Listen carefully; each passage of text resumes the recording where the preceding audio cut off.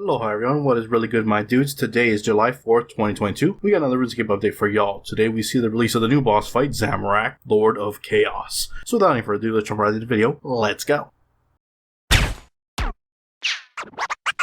Cats is the illest. What you talking about, Willis?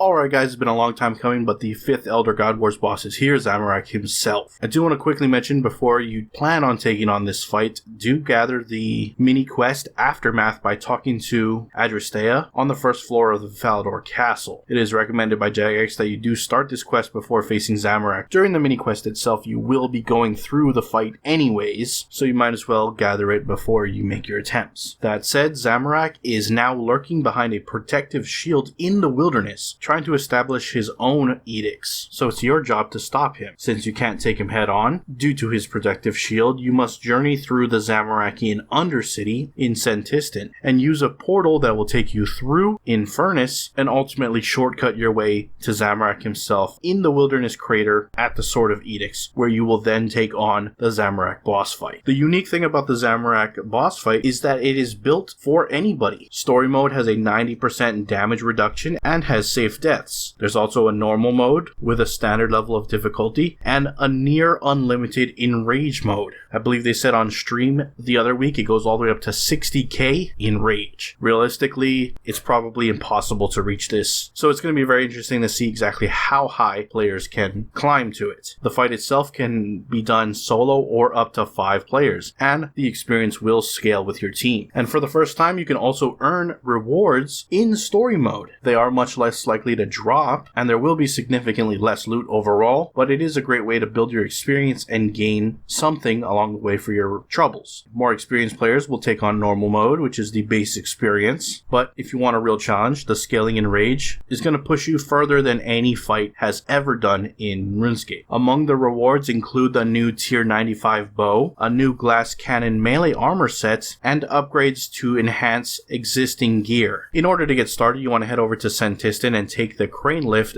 down to the Zamorakian Undercity Elite Dungeon. It's important to note that there is a free death week for the Zamorak boss fight, lasting until June 11th, so there's no better time to get your kill and get familiar with the boss fight than opening week. Do note, as I stated earlier, free deaths will remain even after the 11th if you're doing story mode. And that's pretty much it. I'm really looking forward to seeing people run through it and try to get the highest enrage possible, and hopefully you get lucky doing so and get a really cool drop, maybe make yourself some really good money. So looking forward to that. Anyways, with that out of the way, we're going to look at the patch notes and see what's been changed with today's update, so let's go ahead and check it out. Starting off with general changes, players can no longer skip to the final boss in an elite dungeon, fixed an issue with incendiary shot that would cause NPC animations to be overridden, added tooltips to the following items: Hex Hunter Bow, Inquisitor Staff, Pterosaur Maul, Laceration Boots, Fleeting Boots, and Blast Diffusion Boots. They fixed an issue where Shield Dome would increase instead of decrease damage reduction when used multiple times against some hit types. Reduced the ambient audio volume for Light Form, Dark Form, and Adrenaline Crystals. Rounded the edges of the Adrenaline player head bar. Twilight of the Gods, a colorblind mode has been added to the ritual puzzle. Also in Twilight of the Gods, the check rune option in the rune puzzle now outputs the position of the rune. At the beach, the game no longer crashes when a player participates in the rock pool's activity with the XP boosting cocktail active. And also at the beach, they fixed a script error that occurred during a fight with Claudia when a player had a Pernix quiver equipped. For the act track, it's now possible to increment skill and kill progress with all beach activities. And finally, they reduced the consumption rates of Dying Arrow variants to 1 and 3 for each hit, so you won't be chewing through those nearly as much as before today's update. And that is it for everything for the patch notes. Links to everything discussed down in the description below. If you want to go check them out for yourself, go ahead over there and do it. I'm going to wrap up the video there. If you enjoyed it, hit that like button. If you're not subscribed yet and you'd like to stay up to date on all things RuneScape related, then hit that subscribe button. Anyways, I appreciate you watching. I am out. Aloha.